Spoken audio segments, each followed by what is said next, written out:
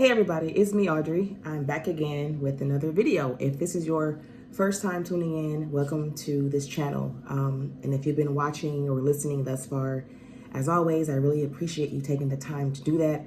I hope that you are receiving something from the Lord, okay? So today I want to talk about how comparison can provoke jealousy, okay? I want to start with one story first, and then I'm going to go to another story. So the first story I want to talk about is Saul and David, which I have talked about before, and talking about how jealousy, talking about jealousy and what it does to a person. So I want to kind of like piggyback on that again in a way, but also share another story too that will bring the two stories together and prove the point of what I want to talk about on how comparison can cause jealousy. Okay, so 1 Samuel 18, and I'm going to read starting at the first verse. And it talks about when Saul becomes jealous of David. And it says, 1 Samuel chapter 18, starting at verse 1, it says, after David had finished talking with Saul, he met Jonathan, the king's son. There was an immediate bond between them, for Jonathan loved David. From that day on, Saul kept David with him and wouldn't let him return home. And Jonathan made a solemn pact with David because he loved him as he loved himself. Jonathan sealed the pact by taking off his robe and giving it to David, together with his tunic, sword, bow, and belt.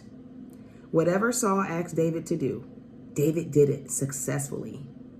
So Saul made him a commander over the men of war, and appointed that was welcomed by the people and Saul's officers alike. When the victorious Israelite army was returning home after David had killed the Philistine, women from all the towns of Israel came out to meet King Saul. They sang and danced for joy with tambourines and cymbals. This was their song. Now pay attention to this song. Many of you may know this, but to those who don't know, pay attention. Saul has killed his thousands, and David his 10,000s. This made Saul very angry. What's this? He said. They credit David with 10,000s and me with only thousands? Next, they'll be making him their king. So from that time on, Saul kept a jealous eye on David. And I'm going to go to the next verse. And it says, the very next day, a tormenting spirit from God overwhelmed Saul. And he began to rave in his house like a madman. David was playing the harp, as he did each day. But Saul had a spear in his hand, and he suddenly hurled it at David, intending to pin him to the wall, but David escaped him twice. Saul was then afraid of David, for the Lord was with David and had turned away from Saul. I'm just going to stop right there. So going back to the first verse, it seems like Saul and David have a pretty good connection, right? It seems like he's in favor. It seems like Saul is in favor of David. He's making him a commander. He brings him into his home because he sees that Jonathan and David have a good relationship going here, that, they really are close friends. And it just seems like, and it looks like Saul is in favor of it, right? There's no beef. There's no issues going on here from what we see in the beginning when we start off. But then once those women started singing that song, Saul has slain his thousands and David his 10,000. So you see the comparison, right? The comparison. As soon as he heard that, something in him changed. Something in him shifted. He no longer saw David as a partner. He no longer saw David as a close friend.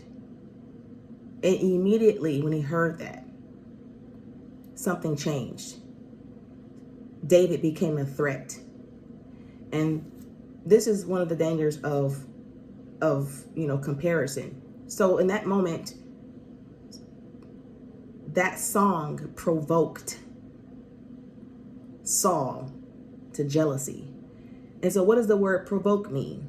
Okay, well, I looked it up. I went to Google, of course, and there's 3 different definitions here. They're all kind of like intertwined.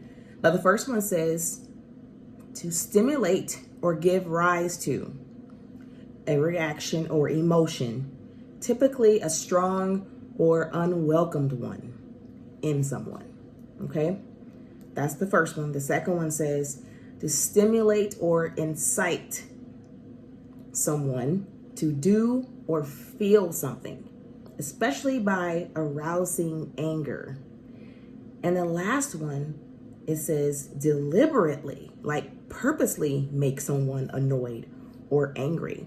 Okay, so we see here with this term, with this definition, we would call this a trigger, right? We say this all the time. Triggers. These are triggers, something that stimulate or give rise to a reaction or a certain type of emotion. Okay, we're triggered. A lot of the triggers that we experience from things that were done to us, things that were said to us, offenses from other people. So in that moment, Saul became offended that the people of Israel, they were praising David more than him, giving an account to how much more successful David was compared to Saul.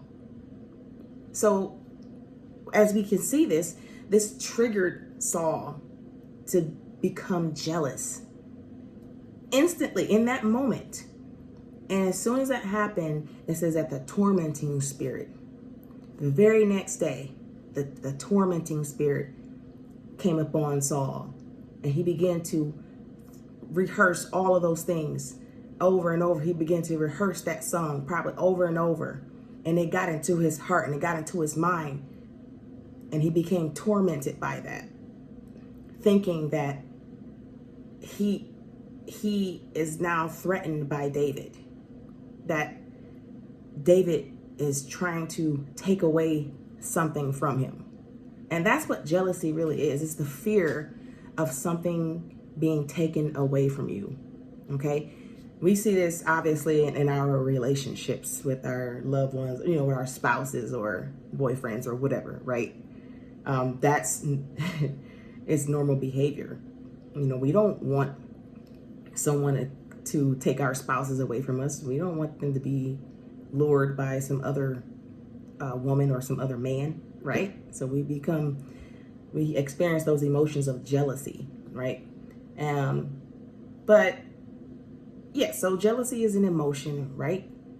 We've all felt it from time to time. If you've never been jealous, then God bless you, praise God. But most of us can account to having jealous feelings at times, okay? But it's a fear of something being taken away from you, and it is a form of insecurity. And it's a trigger. So Saul was triggered by that song. And so we see here with the definitions of provoking, sometimes people can provoke you not knowing that they did. Some people trigger you unintentionally. They didn't mean to do it. They maybe have said something that just triggered a response, triggered a memory, okay? And they didn't mean it. They didn't mean any harm, but it happened, right? And it incited this emotion, okay? It can incite anger. It can incite fear. It can incite all types of insecurities, okay? And so this is why we need to ask God to help us with our triggers. We need to ask God to bring healing, to these areas in our lives that trigger us, that trigger these negative emotions, because only God can do it. Okay.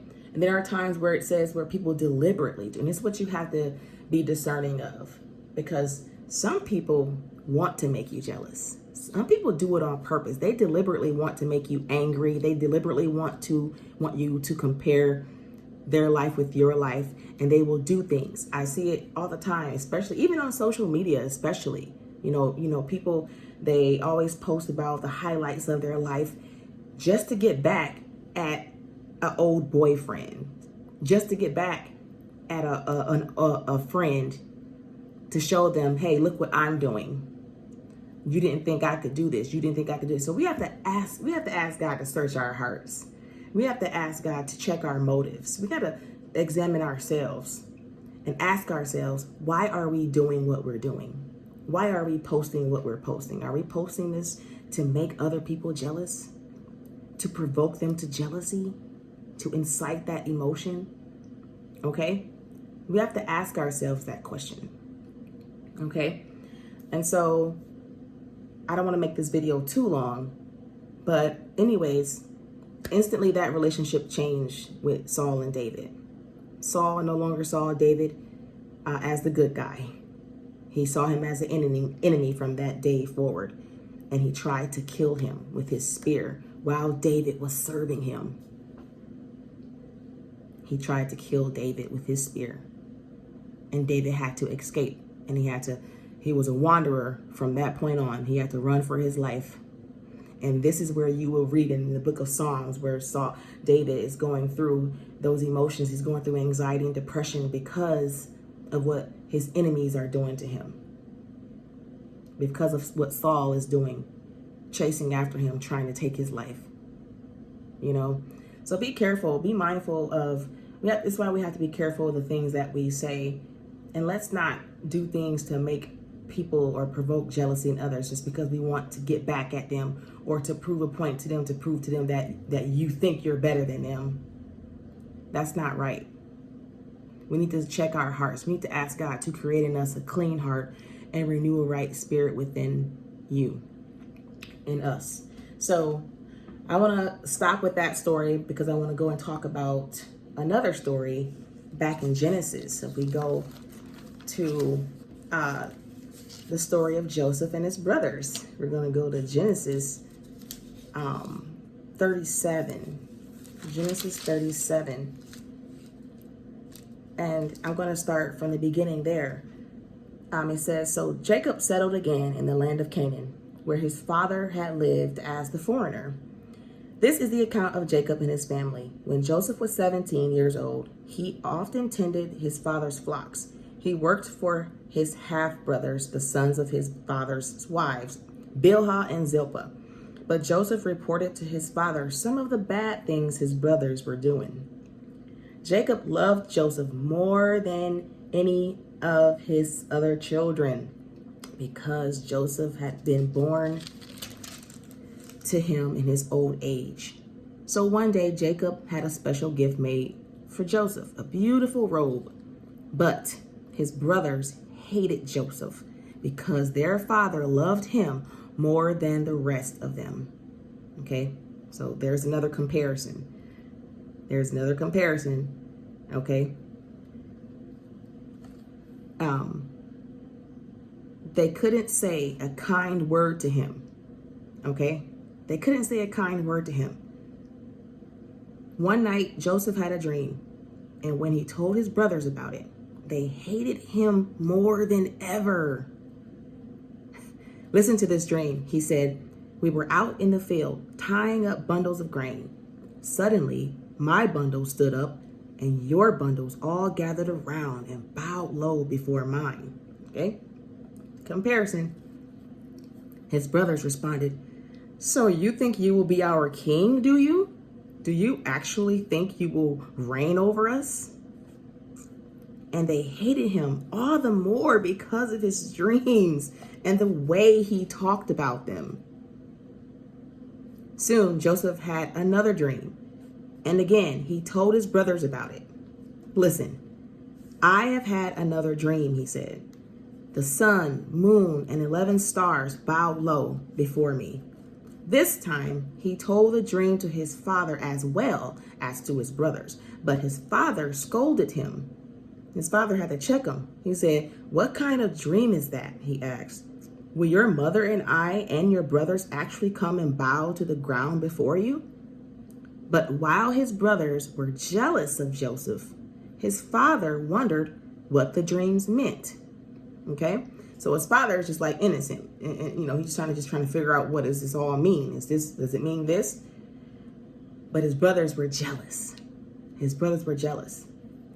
Okay, and I'm gonna stop right there, okay, on that story. But once again, we have a father who is showing favoritism.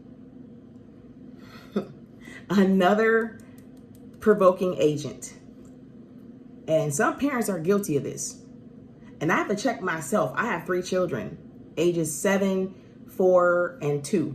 And I always check myself because I read this story so often. And I think about even in other people's lives that I know, like, showing favoritism is a trigger. Okay? It's not right. We shouldn't show favoritism. Especially as parents, we should not show favoritism. Okay? Because you're going to provoke that jealousy. You're going to incite that jealousy with the other children if you favor one over the other. Okay? So parents, we have to be careful not to do that. Okay? Because we are setting ourselves up. We're setting them up for failure. I try to teach my kids, that I love them all the same. And I also try to explain to them that one child may need more of something, okay? But it doesn't mean I love that child more or less, okay? So I try to do that with them and trying to get them to understand this at a young age, because I see how they do sometimes. If one child comes to me and give me a hug, the other one got to hurry up and run over and give me a hug too. I want this. I want. You don't need the same thing that this person needs in that moment, okay? And so I see how they behave, and it's normal behavior, especially for little kids. But it is my job to teach them the importance, okay, the importance of being fair, in a way. Because like I said before, there are going to be times where, every child is different, right? And they all have different needs. And as a parent, I have to be able to navigate through each child's needs in a way that still makes them feel secure without a child feeling jealous. And there are going to be some times where I just don't have any control over that. That's just something that they got to work through. But as long as I know I'm doing my part by showing each child the love that they need, then I can have peace at that. Okay? But it says here that Jacob favored Joseph because he was his child by the woman that he loved. Okay? And the brothers can feel that. You know what I'm saying? They can feel that favoritism. And they hated Joseph because of it. They hated Joseph because of it. And so here we see this provoking. And then also Joseph, he didn't help at all, because he just kept on. Because it even mentioned it was the way that he spoke about those dreams. If you listen to those dreams yourself, picture yourself as the brothers. Put yourself in their shoes. Joseph probably sounds arrogant. He's just boasting about, ruling over his family one day. And so the brothers got upset. They're already feeling some type of way about Joseph because of the favoritism that their father is showing them. And now they're really angry. Now these dreams have really made them angry. Okay? And so we have to be careful too. Another lesson is, what are we sharing with people? The information that we share with people, because I can also see how Joseph was probably excited. He probably didn't deliberately try to provoke them, as one of the definitions of provoke mentions. Maybe he didn't do it deliberately. Maybe he was super excited about this dream. And he really thought like his family would support him, right? And that's a lesson all by itself too. We have to be careful what we share with people, because the people that we think will be excited about our dreams or whatever it is that we're doing may not be. They may not be excited. It just might provoke them to jealousy. Okay? So we have to learn how to like move in silence in a sense, when God gives us ideas and gives us things, that we want to do. The things that God has given us to do. We don't always have to go out and tell everybody what we're doing. Just move quietly and just do it. Okay? And let them find out on their own, not because you're boasting about it. You have to be careful not to boast and brag about the things that we're doing. Okay? Because we may share that with the wrong person. And they may not be so excited about it. And they may even try to sabotage the plans. But, at the same time, if God got you covered, can't nobody harm you.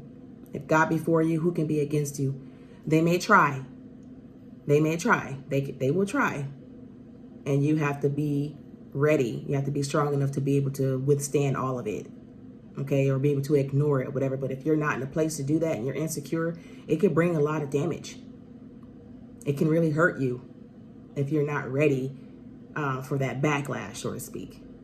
And so some people are not able to overlook offenses so easily.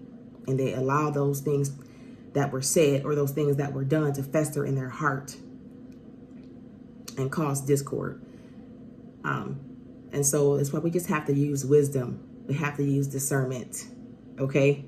Ask God for help. Ask God for wisdom and discernment. That's what Solomon asked for. He asked for wisdom when he became king, because he was a young king and he didn't know a lot of things. And he understood the weight of the task that was ahead of him. And so he asked God. God told him, ask me for anything. Like, what do you want? Solomon asked for wisdom. He didn't ask for possessions. He didn't ask for riches. Okay? He asked for wisdom. And because he asked for the greater thing, God blessed him with the other things as well. So he got the wisdom and the possessions. Okay? Wisdom. So I'm done with this message. I think this video is long enough, probably too long, but either way, I hope you get something out of this. I know I did.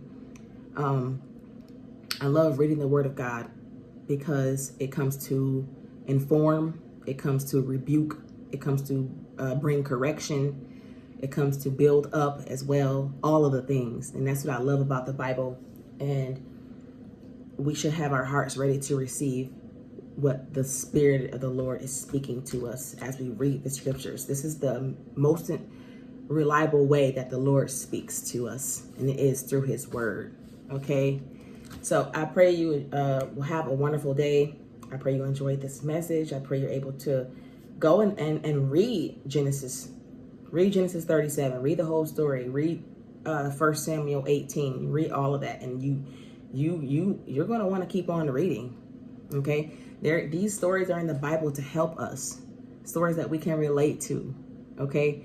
So I pray you have a great day. All right? Take care.